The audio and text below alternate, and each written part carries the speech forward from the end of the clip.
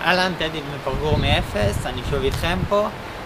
קיבלנו שאלה מעניינת על איך מתאמנים על וולטים, איך אנחנו מתחילים עם וולטים קלים ולאט לאט מתחילים וממשיכים עם וולטים יותר מגניבים.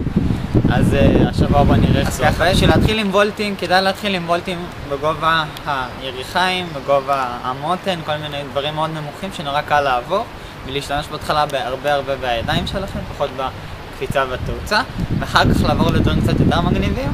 בואו אני עכשיו אראה לכם, אחד מהמקומות שאני הכי אוהב להתאמן בו על דברים שאני ממש מתחיל כל מיני פארק שעשועים כמו פרוט מאחוריי, כי יש פה דברים מאוד נמוכים, מאוד כיפים והרבה סוגים של מתקנים שזה מאוד דינמי ואפשר לשחק עם זה.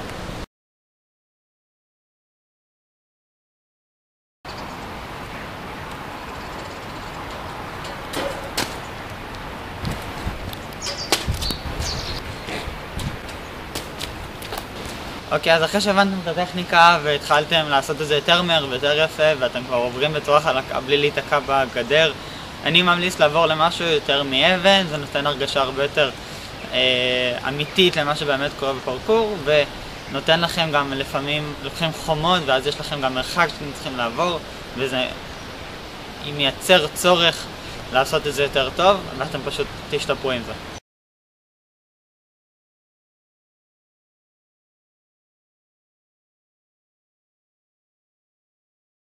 מקווה שנהנתם, זה היה הטיפ השבועי שלנו לשבוע, אני הייתי טדי ותתאמנו בזהירות.